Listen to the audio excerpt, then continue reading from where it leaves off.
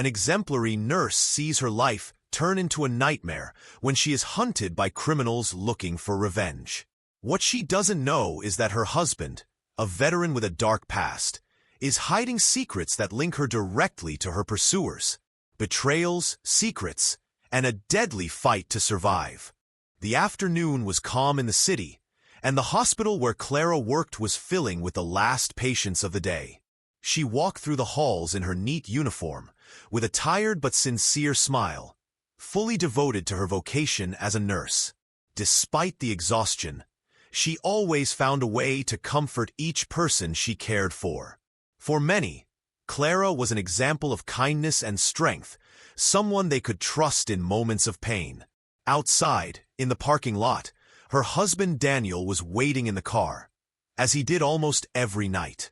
He was a serious man, with a firm gaze and invisible scars he carried from his years as a soldier in a faraway war. The routine they had built together seemed solid, calm, like a shelter from the world. As Clara closed her locker and left the hospital, she thought about how lucky she was to have Daniel, who, despite his reserved nature, protected her with devotion. Still, there was something about him that always remained a mystery. The way he sometimes stayed silent, staring into nothing, as if trapped in memories he couldn't escape. Even so, Clara never wanted to push him. She respected his silence and filled it with love and patience. On the way home, they passed by a bar where Daniel never wanted to stop. Clara didn't really understand why, but she knew he preferred to avoid certain places in the city. That night, however, as they waited for the light to change, two men came out of the bar and stared at the car with intent. Their eyes met for an instant, and Daniel immediately tensed his shoulders. He said nothing but pressed the gas as soon as the light turned. Clara noticed the reaction, but attributed it to his reserved character. She never imagined that those looks would be the beginning of a nightmare. Their house on the outskirts of the city was small but cozy. Clara enjoyed her garden, cooking dinner, and sharing quiet evenings with Daniel, each of them sheltered in their own world. That night, however, he was quieter than usual. He lit a cigarette on the patio, something he only did when he was nervous, and she watched him through the kitchen window. She didn't want to ask, thinking it was just another night when he remembered things from the past. What she didn't know was that those men had already recognized Daniel, and the peace they had guarded so carefully was about to break. The next day, Clara went back to her routine at the hospital. While caring for a patient, she noticed a man sitting in the waiting room, staring at her. Her white uniform often drew glances, but this one was different. It was heavy, insistent, as if measuring her every move. When she turned back to her patient, she thought maybe he was just nervous, waiting for a relative. But at the end of the day, when she left through the main doors, she saw him again. The same man, leaning against a wall, lighting a cigarette, his eyes never leaving her. Clara hurried to the car where Daniel was already waiting. She got in quickly, trying not to show her unease. "Are you okay?" Daniel asked, noticing her tense expression. "Yes, I'm just tired," Clara replied, not wanting to worry him. The drive home passed in silence, but Clara couldn't stop thinking about that stare. She didn't know that those men were not only following her, but through her, they were following Daniel. And even less did she know that the reason behind this hunt was buried deep in her husband's years of war. That night, Clara dreamed she was running through endless hospital corridors, chased by shadows she could never see directly. She woke up startled, with the feeling that something dark was about to happen. Daniel slept beside her, but even in his dreams his face seemed burdened by old battles. Clara didn't know it yet, but that dream was only a warning of what was about to begin. Dawn arrived with a pale sky and an unusual silence. Clara made coffee while Daniel stood by the front window. It wasn't his habit, but that morning he stayed still, watching the street as if he were waiting for something. Across the road, a dark sedan was parked with the engine off. It could have been a neighbor, Clara thought. Daniel pulled the curtain aside and murmured that they should leave early to avoid traffic. She didn't argue. She had slept poorly, with the echo of her restless dreams still pressing on her chest. On the way to the hospital, the same sedan turned at the opposite corner. Clara looked in the rear-view mirror. Daniel calmed her with a short gesture, but he didn't smile. At the hospital entrance, she hugged him and promised to text him at lunch. He stood there a moment longer than usual, once again scanning around as if counting doors and exits. Then he drove off. The morning went by with the usual patience. A sprain, a high fever, a slow healing. But something felt off in the air. In the waiting room, a man with a black cap sat twice in different spots, always holding a closed magazine, never reading it. When Clara came to reception, she found a bouquet of small white flowers with no card. The receptionist said a courier had left them, with no name. Clara liked flowers, but this detail left her uneasy. She placed them in her locker and locked it tight. By mid-morning, her phone rang. An unknown number. "Hello?" Silence. Only breathing. Then the call ended. Clara put it away and kept working.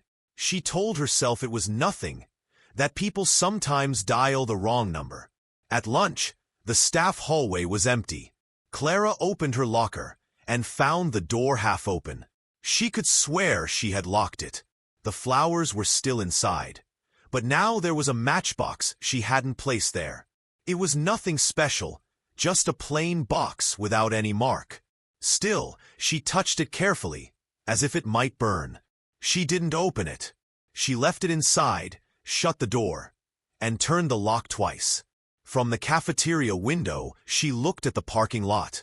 A man leaned against a column, smoking in silence, his head slightly lowered, his body relaxed. He looked like the same man with the cap, but now without it. He was staring at the staff entrance. When Clara walked back to the hallway, the lights flickered for a second. She stopped, looked up, took a deep breath. Old building problems, she told herself. In the afternoon, when she left, Daniel wasn't there yet. She texted, "I'm outside." He replied, 5 minutes. While she waited, the smoking man caught her eye and gave her a faint smile, one without joy. Clara stepped back, hiding behind a column. Then Daniel's car pulled up.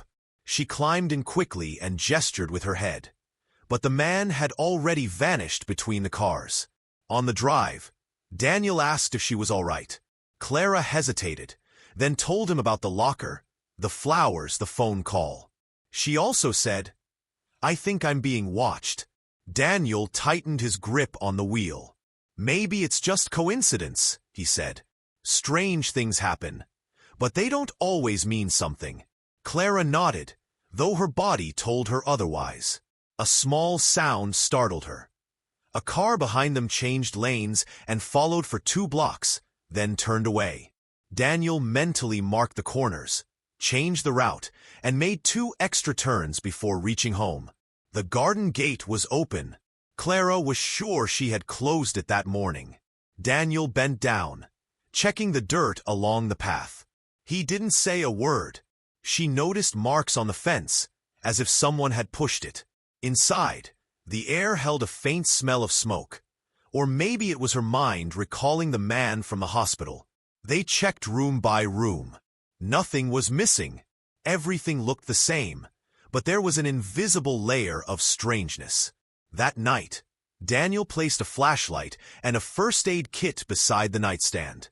He also checked the window locks twice. Clara looked at him, surprised. "Weren't you the one saying nothing's wrong?" "Nothing's wrong," he replied, avoiding her eyes. "I just want to be ready in case the power goes out." An hour later, the lights flickered. 2 seconds. Then they stayed on. Daniel didn't move, but his breathing changed. Clara closed her eyes and thought about the hospital, the locker, and the matchbox. The next morning, when she reached the parking lot, she found an envelope under her windshield wiper. Inside, a photo printed on cheap paper. her leaving the staff entrance, taken from far away.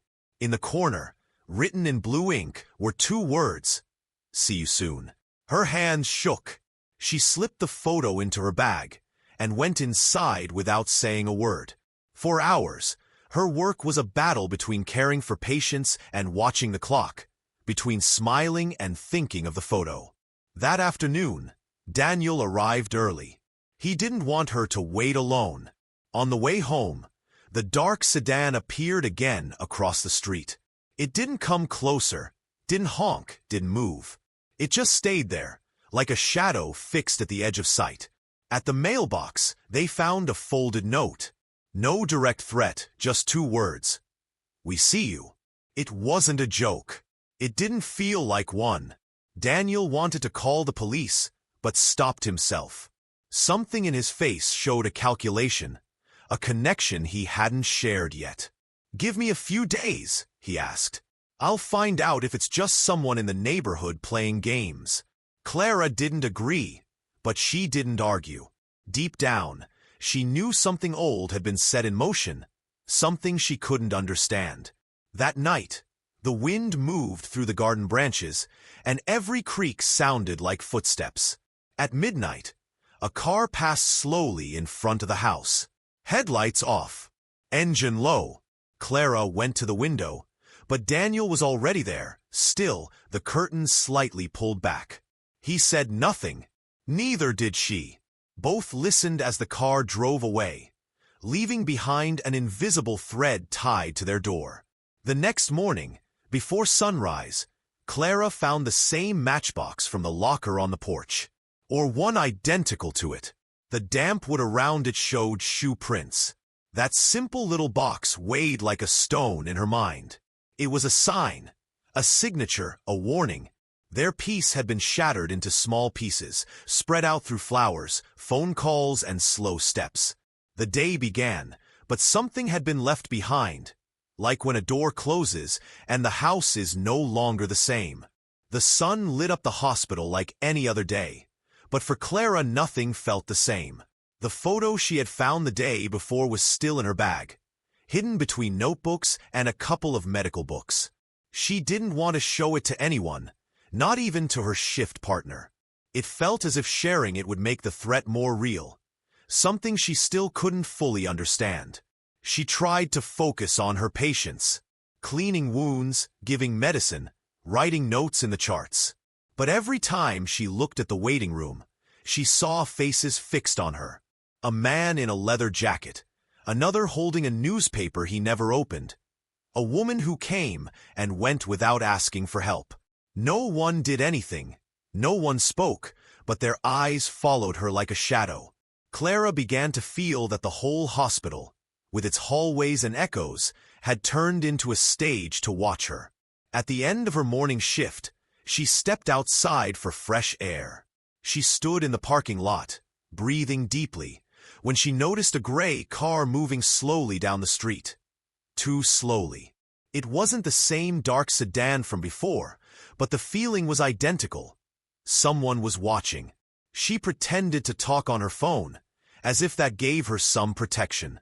The car turned the corner and disappeared, but the fear stayed on her skin. When she went back inside, she noticed a piece of paper in her jacket pocket that hadn't been there before. She unfolded it quickly. A small sheet with a handwritten line. "We know where you are." No name, no symbol, no explanation. Her heart pounded in her chest. Who had put it there? When? She hid the note and forced herself to keep working. But every step in the hallways felt heavier, as if the walls were closing in around her. At the end of her afternoon shift, Clara thought of waiting for Daniel inside, but something pushed her to go out earlier. As soon as she stepped through the main doors, she heard footsteps behind her. She walked faster. The steps quickened. She turned and saw a man in a cap, the same one she had noticed several times in the hospital. She pretended she was mistaken, but he stopped and gave her a slight smile. No words, just that twisted smile, like a reminder she wasn't wrong. She climbed into Daniel's car trembling. He noticed her pale face and asked what was wrong, but Clara didn't explain. She was afraid of sounding paranoid, afraid he would think it was all in her mind. Yet what she felt was too real. She was being followed, watched, surrounded. On the way home, she noticed the same gray car keeping its distance, always far but never gone. Daniel took another route, and the car turned away. But as they reached their neighborhood, Clara saw it parked at the opposite corner. It looked empty, engine off, but she knew it was there for them. The night was filled with strange noises. A loud knock at the fence, a creak in the garden, a branch scratching against the window. Daniel got up twice to check with a flashlight. He found nothing. Clara sat on the bed with her knees pulled to her chest, sure that someone was outside, waiting for the right moment. At dawn, she decided to leave for the hospital earlier. She wanted to beat the fear, to prove she could keep her routine. She walked quickly to the bus stop. There was the woman she had seen the day before in the waiting room. She pretended to talk on her phone, but no one was on the other end. When Clara got on the bus, the woman followed. She sat 2 rows behind and never looked away. At the hospital, the chase became clearer. Clara moved from room to room, and always there was someone she had seen before, always in different corners. A man leaning against the hallway wall, another near the coffee machine, another in the emergency area. None of them asked for medical care. None seemed to have a reason to be there. They just stood, like pieces on an invisible board. At lunch, Clara went out to the inner courtyard for water. On the bench where she usually sat, she found another matchbox, just like the one in her locker. Her hands trembled as she picked it up. This time, inside was a cigarette, but as if someone wanted to leave proof of being there. She dropped it to the ground and backed away.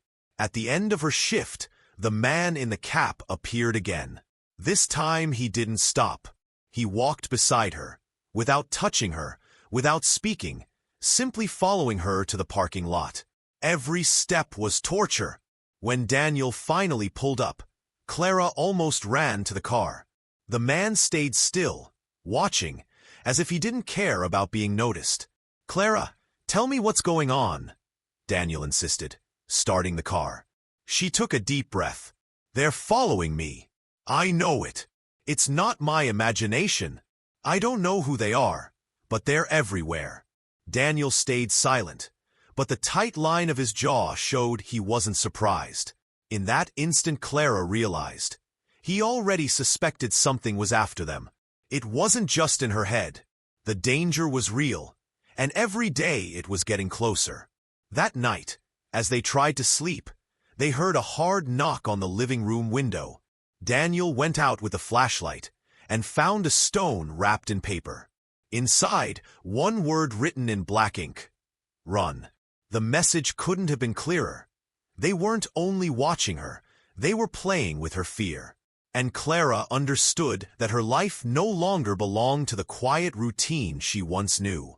Every day, every step, every strange look had become part of a nightmare. The stone wrapped in paper still sat on the dining table, like a cursed object no one wanted to touch.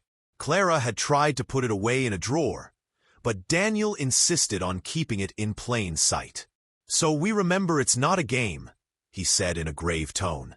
She watched him in silence, wondering what that phrase really meant. It wasn't the answer of someone surprised. It was the answer of someone who had been expecting this all along. The following days grew heavier. Clara arrived at the hospital certain that someone was always following her. The same faces, the same cars. Sometimes 3 men, sometimes only 1, sometimes a woman. They never acted violently, but they were always there, a reminder she couldn't escape. The constant fear began to wear her down, but something else worried her even more: Daniel's behavior. One afternoon, as they drove home together, she noticed her husband didn't take the usual route. Instead of the direct way, he circled around the city, choosing streets that seemed too carefully picked. Clara asked why. Traffic, he said, eyes fixed on the rearview mirror. But Clara checked the clock. It wasn't rush hour, and the roads were empty. She studied him closely. His gaze jumped between mirrors and lights, as if calculating distances. It was the behavior of someone who knew what it meant to be followed. That same night, while Daniel was in the shower, Clara searched his jacket. In the pocket, she found a crumpled piece of paper with a phone number written by hand and a single initial, M. She hesitated to confront him, but instead hid it in her bag. Something inside her told her this detail was a piece of a puzzle she had just begun to assemble. The next day, the tension grew worse. A stranger approached Clara as she left the hospital. He didn't touch her, didn't threaten her. He only whispered, "He knows why." And then he disappeared into the crowd. Clara froze. Who was he talking about? It didn't take much to understand he meant Daniel. That night, she looked at her husband differently, as if facing a stranger. During dinner, he asked normal questions. How her shift had been, if she wanted tea, if she needed rest. But in every pause, Clara felt a silence too heavy, as if both were hiding truths, pretending not to see the obvious. As she cleared the table, Clara noticed a scar on Daniel's arm she had never seen before. When she asked, he brushed it off. An old memory from service. But the mark looked recent, the skin still raw. It stayed in her mind as one more sign that her husband was connected to the pursuit. The next night, Clara woke up thirsty and went to the kitchen. From there, she heard murmurs. Daniel was outside in the yard, talking on the phone. She caught fragments. "Don't come closer. It wasn't part of the deal. I'll keep her out of this." Then silence. When he came inside, he found her standing by the fridge. "Couldn't sleep?" he asked casually. She nodded, pretending indifference, but her mind was already connecting the pieces. That day, Clara decided to use the number she had found in his jacket. She called from a payphone at the hospital. A rough voice answered. "Daniel?" Clara stayed silent. "Hello?" the voice repeated, then added, "I thought we closed this in Iraq." Clara hung up immediately. She leaned against the wall, trembling. The word Iraq echoed like thunder. Daniel had never spoken about his time in the army beyond vague phrases, never details. And now, that name, tied to war, came from the lips of a stranger who seemed to be waiting for her call. That evening, she tried to confront him. While they folded clothes in the bedroom, she asked directly, "Daniel, is there something you haven't told me? Does it have to do with your time in the army?" He looked up, surprised, but his face showed neither anger nor confusion, only exhaustion. "There are things better left alone," he said. "Things that don't concern you." "They do concern me, Daniel," she replied firmly. "I'm being followed. I'm being threatened. What does that have to do with you?" Daniel didn't answer. He closed the suitcase he was organizing and stepped out to the yard, leaving Clara with more questions than answers. That night, a loud noise woke them. The living room window was open, and on the floor lay another stone. This one didn't come with a note, but with a mark. The same number Clara had found in Daniel's jacket, written in red ink on the rough surface. Clara looked at it in terror. When she turned toward Daniel, she saw something she had never seen in his eyes before. Real fear. He picked up the stone, gripped it tightly, and murmured, "This is only the beginning." If you're enjoying this story, remember to support us by subscribing to the channel, turning on the notification bell, and leaving your like. That way, we can keep creating more thrilling and suspenseful stories for you. Let's continue. The built-up tension had become unbearable. Clara could no longer live with the doubt, but neither with Daniel's silence. The air in the house was heavy, as if the walls themselves were listening. The stone with the number written on it still sat on the dining table, and every time Clara saw it, her breath grew short. It was more than a threat. It was a signature, a statement that those men knew exactly who they were after. 2 nights later, the confrontation came without warning. Clara and Daniel were having dinner when a heavy knock hit the front door. Daniel stood up slowly, with a disturbing calm. He looked through the peephole and said nothing. When he returned to the table, he simply grabbed Clara's arm and whispered, "Don't say a word." The door burst open with a shove. 3 men entered, dressed like ordinary people, but moving with brutal confidence. They weren't petty thieves. One of them, the man in the cap Clara had seen so many times, smiled when he spotted them. "So here you are, old friend," he said, looking at Daniel. "You hide well, but not well enough." The silence that followed was heavier than any shout. Clara looked at Daniel, waiting for him to deny it, to say it was a mistake, that he didn't know these men. But Daniel didn't. His tense jaw and fixed stare confirmed what Clara feared.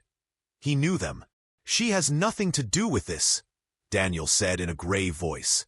"Oh, but she does," replied the man in the cap. "She's your wife, isn't she? And you know how this works. Debts are paid one way or another." Clara felt the ground shift under her feet. "What debts?" she whispered. Another man, taller, with an unkempt beard, leaned toward her. "Your dear husband was part of an operation that cost us too much. Betrayals, broken deals, money that never reached where it was supposed to. And now he owes us." Clara stepped back, trying to process. She looked at Daniel for answers, but he didn't meet her eyes. His gaze was locked on the men, as if reliving something long buried.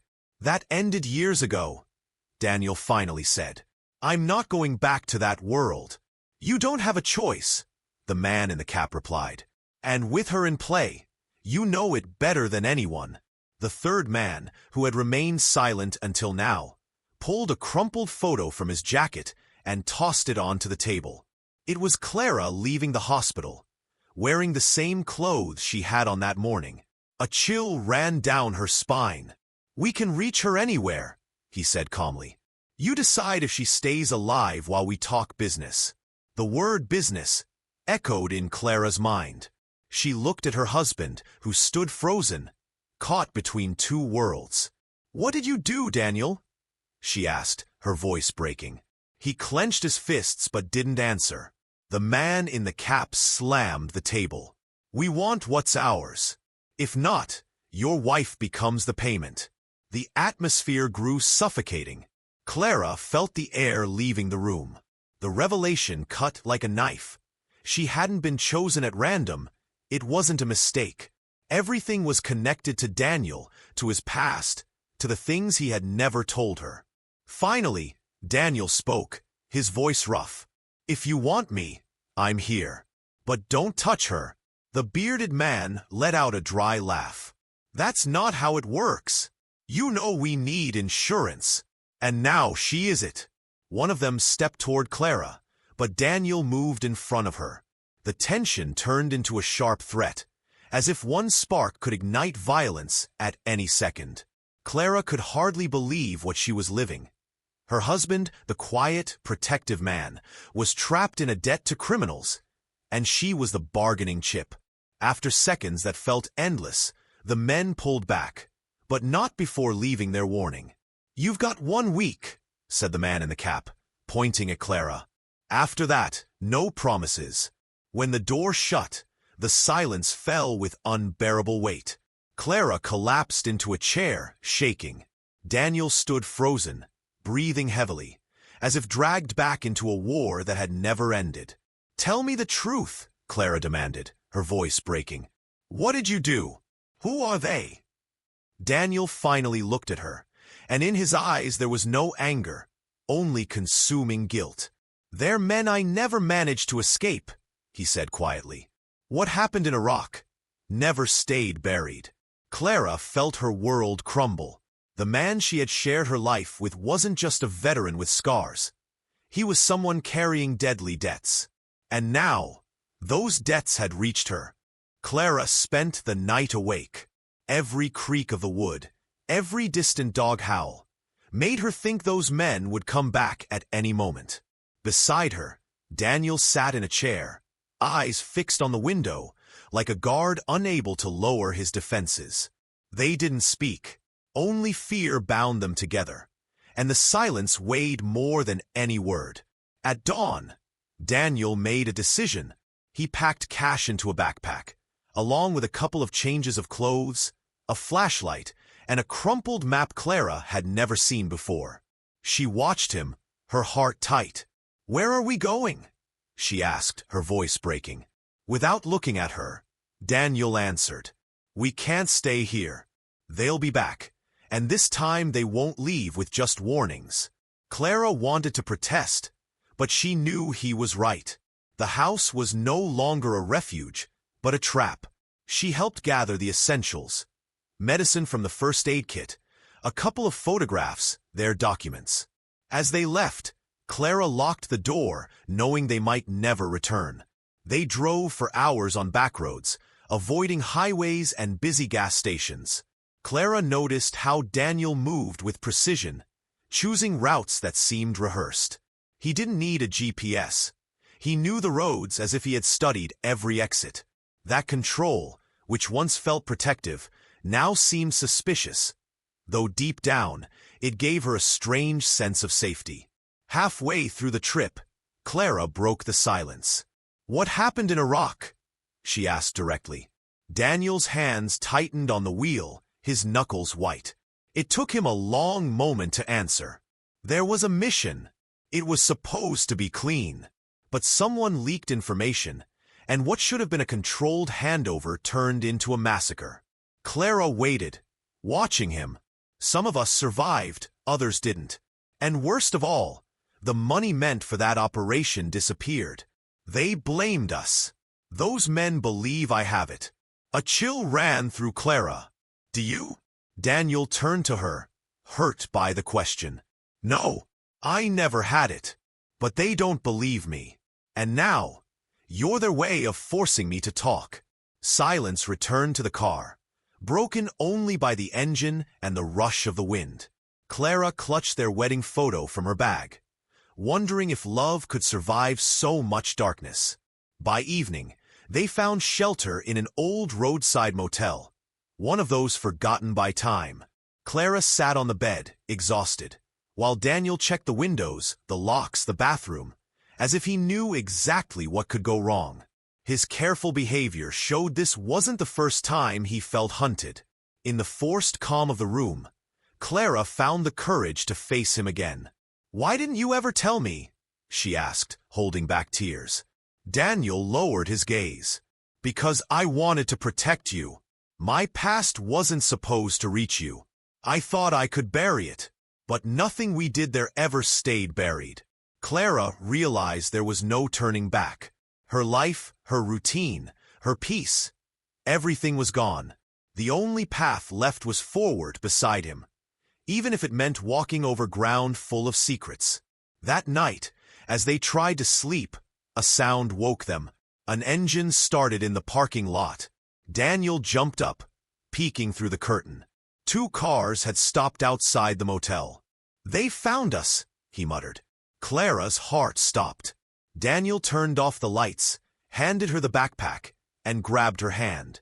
"Listen," he said. "Don't let go of my hand, no matter what."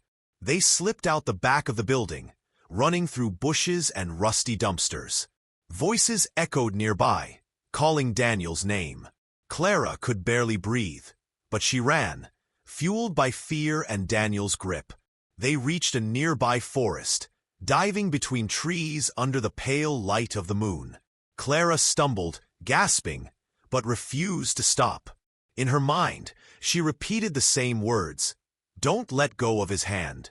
When they finally stopped, far from the noise, Clara collapsed to her knees, exhausted. Daniel pulled her into his arms, holding her tightly, as if their embrace was the last thread of sanity in the chaos. "I'm sorry," he whispered. "I should never have dragged you into this." "I'm already in," she replied, her voice trembling. "Just don't let go." For the first time in days, Clara understood she had no choice. She wasn't just a victim anymore. She was part of the escape, part of the fight. And though her doubts about Daniel still burned, so did the love that bound them. That love had become their only weapon against fear. At dawn, Daniel confessed what he had never said aloud. They don't just think I have the money. They believe I know who betrayed them. And that's why they won't stop. Clara looked at him, exhausted but steady. Then we'll have to show them we're not so easy to hunt. Daniel stared at her in surprise. She wasn't the same frightened woman who once shook at every anonymous note. She was someone who had made a choice. To resist. The road ahead was uncertain, full of danger, but also of a new alliance. Clara was no longer just the innocent wife of a haunted veteran. She was now his partner on the run, bound by love and by the need to survive a relentless hunt. The night in the forest was long. Daniel had laid out a simple plan. Reach an old abandoned sawmill and use it as shelter. Few entrances, good view of the road, he said, pointing at the crumpled map. Clara refused to stay behind. She carried the backpack with the first aid kit and flashlight, and squeezed Daniel's hand as if that grip could keep away the men hunting them. The sawmill appeared at dawn. Wooden sheds, tin roofs, a rusted conveyor belt, and piles of damp sawdust. There was silence, but no peace. It was the kind of place where false calm could shatter with a single step. Daniel checked the perimeter and explained to Clara in simple terms.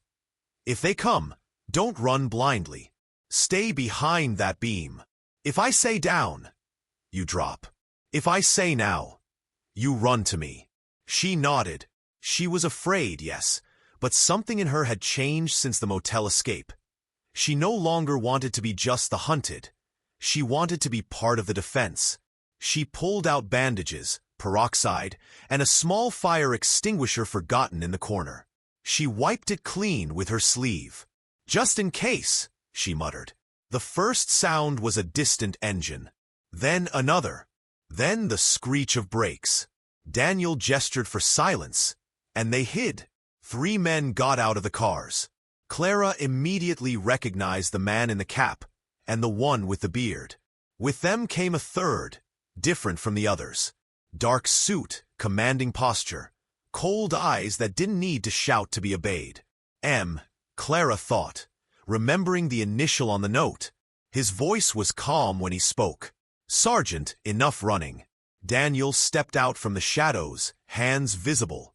Clara wanted to stop him, but stayed where he had told her. The air smelled of old wood and threat. This ends today, Daniel said. Exactly what we want, the man in the suit replied. You'll give us what's missing and the name of who kept the rest. I don't have the money, Daniel said, and I won't hand over anyone. Then she pays, the bearded man interrupted, pointing inside. Clara felt the invisible blade of that sentence. She took a deep breath, like she did at the hospital when calming a patient in crisis. She stepped forward before Daniel could stop her. I'm here, she said firmly. I'm not a package. I'm not your guarantee. The man in the cap sneered. Look at you, brave one. Think you can change our script? Clara didn't answer. She raised the extinguisher and showed it without shaking. It wasn't a weapon, but it wasn't nothing. Daniel looked at her in surprise, and for an instant, guilt on his face turned to pride. His eyes said, Hold on. The man in the suit gave a small signal, and the bearded one moved forward. Daniel stepped too, his body sliding into old habits. Measuring distance, reading positions, listening more than speaking. For a moment, Clara saw the soldier Daniel had been, and the man still fighting to remain a husband. Not a hero broken by war. The bearded man swung. Daniel dodged, grabbed his arm, and dropped him to the ground with a short, sharp move. No rage, just skill. The man in the cap pulled a gun. Clara gripped the extinguisher, waiting for Daniel's order. Then decided not to wait. She ran 2 steps, aimed at the man's face, and unleashed the white cloud. He coughed, blinded, staggered, and fired blindly. The shot ricocheted off the tin roof, the sound cutting through everyone like ice. "Down!" Daniel shouted. Clara dropped behind the beam. A second shot shattered glass. Daniel dragged the dazed bearded man and shoved him toward his own partners as cover. The man in the suit didn't move. He was calculating. Always calculating, Clara thought. The man in the cap wiped his face furiously and raised the gun again. Daniel moved diagonally, never giving him a clear target. That's when Clara saw the blood on Daniel's sleeve. A bullet graze. Not deep, but bleeding. Her body acted automatically, like in the hospital. She crawled to him with the kit, ripped the fabric, pressed a dressing, and wrapped it tight. "Press here," she ordered firmly. Daniel obeyed without hesitation. For a moment, they weren't the veteran and the hunted wife. They were patient and nurse, a team moving together through pain. "Enough," the man in the suit barked, raising his voice for the first time. "Sergeant, you and I both know you didn't fire that day because your hand shook. It'll shake again today." Daniel froze. His eyes drifted for a second, as if a faraway desert rose up before him again. Fire, dust, broken radios, names that weighed on him. Clara touched his bandaged arm. "Look at me," she whispered. "You're here. With me." The words pulled him back. The man in the cap tried to circle them. Clara saw it first. She grabbed the matchbox from her pack, the same kind they had used to scare her, and struck a match. Not to light a fire, but to spark noise and light. The tiny flare pulled the attacker's gaze for a fraction of a second. Daniel seized the chance.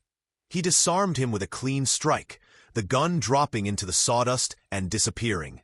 The bearded man staggered to his feet. Clara pointed the extinguisher at him again. "One more step," she warned, "and I empty this whole thing on you." The man hesitated. The haze of white in the air, the bandage on Daniel's arm. It all painted a fierce, strangely human scene. Two people defending their lives with whatever they had. Only the man in the suit remained. He stepped forward, calm, stopping 3 meters away. "You don't owe me money," he said to Daniel. "You owe me names. That's the real payment." "I won't betray anyone," Daniel replied. "What happened back there was on many, not one." "There's always one name holding the rope," the man said coldly. "If you don't give it, the rope breaks in your home." Clara realized the fight wasn't just fists and bullets. It was choices. She looked at Daniel. "Don't give them what would make you just like them," she whispered. "But don't let us keep running either." The man in the suit smiled faintly, as if the words confirmed something. "Tomorrow at noon," he said. "The same place where you were last seen before coming back from the desert. One chance. If you don't show, she disappears." He turned his back calmly, gave the order, and they left. It wasn't retreat. It was a trap set with a deadline. Daniel sank onto the ground, exhausted. Clara held him while checking the bandage. The wound still bled lightly, but was under control. She trembled, not from weakness, but from the rush of standing tall against the people who had hunted her. "You did it," Daniel said, a faint smile breaking through. "You saved me twice, once from the bullet, once from becoming the man I was back there." "We saved each other," Clara replied. "And it's not over yet." From the roof, the wind rattled the tin and let in a soft beam of light. Not peace, but a breath of relief. Daniel inhaled deeply. "I'm afraid," he admitted. "Not of bullets. Of becoming who I was again." Clara pressed her forehead to his. "Then let's go with the truth. We fight today. Tomorrow we talk. But not alone anymore." The decisive battle hadn't just been bullets and blows. It had been the choice itself. She, the nurse, standing with courage and skill. He, the veteran, staring down his ghosts and refusing to be their shadow. The dawn of the appointed day arrived with a heavy air, as if the whole world was holding its breath. Clara and Daniel had spent the night without sleep, sitting side by side on the floor of the abandoned sawmill, speaking only when necessary. There were no more plans, only the decision to face whatever came, together. Daniel's wound was bandaged, and Clara had watched over him with both professional care and the tenderness of someone who knew every minute could be their last. "Are you ready?" she asked softly. Daniel nodded, though his eyes held fear. Not fear of dying, but of becoming again the broken man he had left behind in Iraq. Clara took his hand. "No matter what they say, no matter what they want, I know who you are now, and I won't let you lose yourself again." The drive to the meeting point was silent.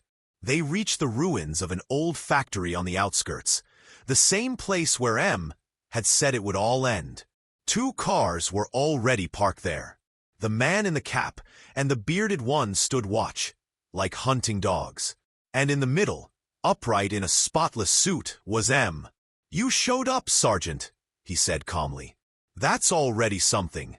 Daniel stepped forward. Clara did not stay behind. She walked at his side, holding tight to the backpack filled with bandages, water, and a few objects she had taken from the sawmill. Not weapons, but resources that could still make a difference. "I didn't come to hand you anything," Daniel said firmly. "I came to end this." M smiled. "Always so honorable. But you know how endings work. One pays, another collects." For a moment, the tension was a duel of stares. Then Clara spoke, her voice steady. "You've been chasing the wrong man. All you want is an easy scapegoat, someone to drag down for mistakes that belong to many. And I won't keep being the price of that war." The man in the cap laughed, but M never looked away from Daniel. "You stayed silent too long. With that silence, you let others line their pockets and your men die. That's guilt too." The words hit like a blow. Daniel lowered his head. Clara saw him falter, ghosts pressing back into him. She stepped forward and spoke louder. "Yes, he carries guilt, memories, scars. But he chose to walk out of hell. He chose to build a life with me. And I won't let you drag him under again." M regarded her with disdain, but also a flicker of respect. "You talk as if you know what it means to carry the dead on your back." "I don't," Clara answered. "But I know what it means to save lives every day. And I know I won't let you steal ours." Silence stretched. The bearded man shifted, waiting for a signal. Daniel drew a deep breath, and in that instant he realized that redemption wouldn't come from violence, but from truth. "The money vanished because one of our superiors took it," Daniel said firmly. "It wasn't me. I stayed silent because I thought it was better to carry the shadow than to spark another war. But silence never gave me peace." The words echoed. M narrowed his eyes. They hadn't expected that confession, not from the man they had painted as guilty. Clara held Daniel's arm tight, saying without words, "You're not alone anymore." The tension cracked when a distant siren wailed on the road. Clara had used a payphone the night before and made an anonymous call. The police would be there soon. M's men understood. They had no time for more threats. "This isn't over," the man in the cap said, retreating to the car. "Oh, it's over," Daniel replied, "because I'm not running anymore." The criminals left quickly, dust rising and then carried away by the wind. Clara and Daniel stood in the middle of the abandoned factory, exhausted but still standing. When the police arrived, Daniel gave his full testimony. He hid nothing. He had carried silence for years, but breaking it lifted a weight from his shoulders. Clara stayed with him through every word, steady, calm, as if she too had closed a wound that was never hers, yet one she had learned to bear. The weeks that followed were about rebuilding. They returned to the hospital, to the garden of their home, to the small routines they thought they'd lost. Clara walked the halls again in her white uniform. Sometimes she glanced over her shoulder, but the shadows no longer clung to her. Daniel began therapy with other veterans, something he had always avoided. But this time, he didn't go alone. Clara was at his side for every session, listening, supporting. The love that had once been quiet affection had changed. Now it was a bond forged by fear and resistance. They had survived not because they were invincible, but because they had chosen each other every day, even in the middle of the storm. One afternoon, as they watered the garden together, Clara stopped and looked at him with a soft smile. "Do you know what I feel?" she asked. "What?" Daniel replied, surprised. "That after everything, we can finally breathe." Daniel pulled her into a strong embrace. He closed his eyes, and for the first time in years, silence didn't remind him of gunfire or screams, but of peace. The shadows of the past remained, scars that would never fade. But they no longer ruled the present. They were only distant echoes, powerless to steal what the two of them had found. The redemption of a veteran, the courage of a nurse, and the reconciliation of two souls who refused to give up. That evening, as the sun set, Clara knew they had survived hell, and in surviving, they had found a new peace, built on truth and on a love that, despite everything, was still standing. If this story touched your heart, tell us in the comments which part moved you the most. Don't forget to subscribe, turn on the bell, and give a like so you won't miss more stories like this one. See you next time!